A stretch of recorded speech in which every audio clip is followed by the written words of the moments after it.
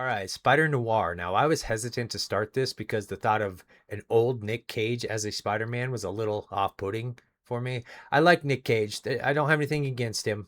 His run in the 90s was epic. I was all on board, but he is a bit kooky and eccentric, and that's why people love him. I don't love him or hate him. I just know he is what he is, and he is very Nick Cage in a lot of parts of this show, which actually wasn't that bad. It was just when you know who it is, you just expect that from him. And it didn't take me out of anything. So I was actually pleasantly surprised with this show. And it's probably because it was Sony and not Disney Marvel, which is why it was better.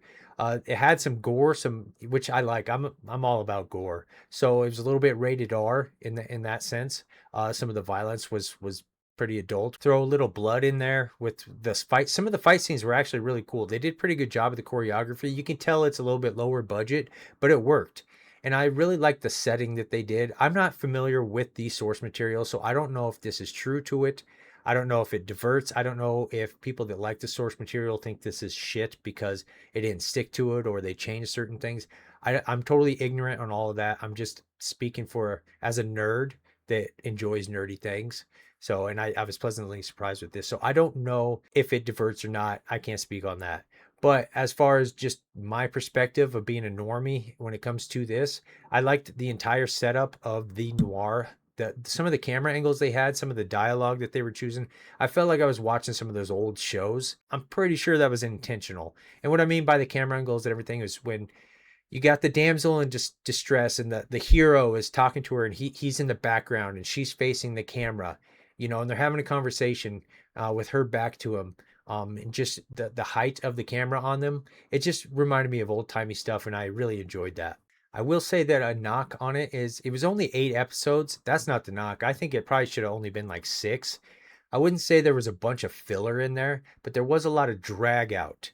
I think there's a difference between filler and drag out because filler just is a bunch of pointless shit, and drag out is something that has some substance and everything, but they just drag out too long. So what I mean by drag out, because at the beginning of the show, he's somebody that he gave up being the spider because his wife drowned. He wasn't there to save her, and it reminded me of iRobot, the car in the water and the person doesn't get saved, and that's why Will Smith hates robots because it chose to save him. That's not totally what this is. It just reminded me of that. But anyway, he can't save his wife. She died, so he wants to give up being the spider. But I was happy because in episode 2, he takes on that mantle again. I'm like, okay, so we're not going to have half the season of him being mopey and not wanting the responsibility. With the great power comes great responsibility. So he took on the mantle again, but then in the middle of this season, he wanted to give that up again. And that was dragged out because we reverted back to something that we already covered, and then it lasted a couple episodes.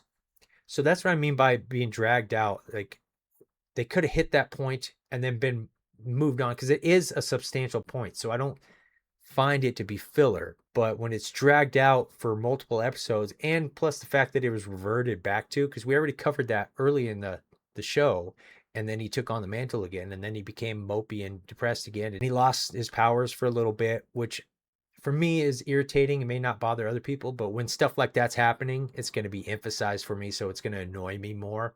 So I feel like it could have just been 6 episodes instead of 8 because they already hit some of those points. I was a little worried that his secretary was going to be some quirky, kind of the Tom Holland sidekick, his little Asian guy, which she kind of was, but she was great, to be honest. I thought she added some levity and some good little comedic stuff. Her performance, she did pull off the quirky secretary. So I actually ended up liking her. The supporting cast in general was all great. I didn't have a problem with anybody, any of the actors, any of the performances.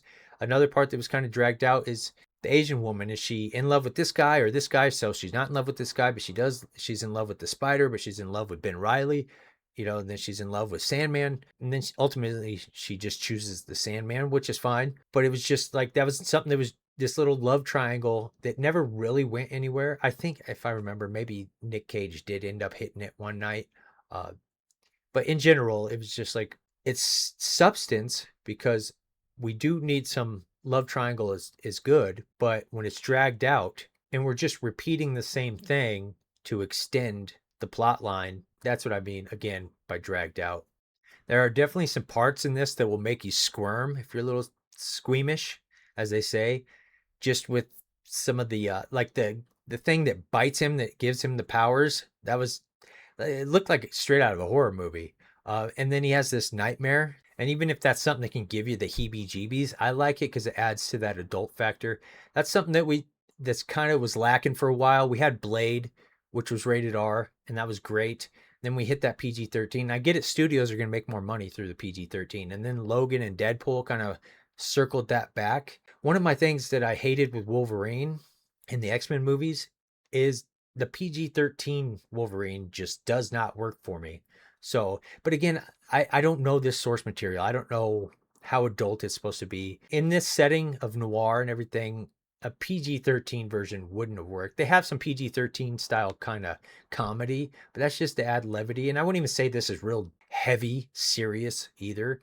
It is pretty goofy, but they keep it level enough in that adult feel to where adults can enjoy like a comic book themed show. So I think they did a really good job with that. So all in all, I thought this was a pretty good show, to be honest with you.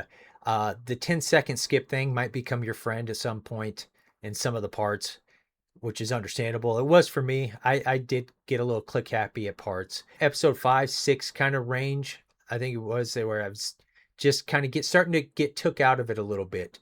Because also, again, a substantial part is the bad guys, some of the villains, some of the henchmen with powers are having internal struggles. Are they good guys? Are they bad guys like fuck the world? You know, even though I'm a good guy, the whole world hates me because I'm this freak. So now I'm a bad guy. But then they bounce back and forth. And again, that's dragged out. That's something that it's an important point to hit. But once you hit it, either go one way or the other. You can't keep bouncing back and forth. Or I guess you can, but just not as often. You're going to hit this arc, and then maybe they come back around, or they have, they look inside and they're like, maybe I really am a good guy, or maybe I'm going full bad. But you can't have them bounce back and forth, in my opinion. I think it happened a little too often. They ultimately ended up where they were, and that worked. So yeah, I wouldn't consider any of that filler just dragged out. I think this is definitely worth your time. I was pleasantly surprised with it. So that was my little rundown of it. Let me know what you guys think in the comments below, and thanks for stopping by.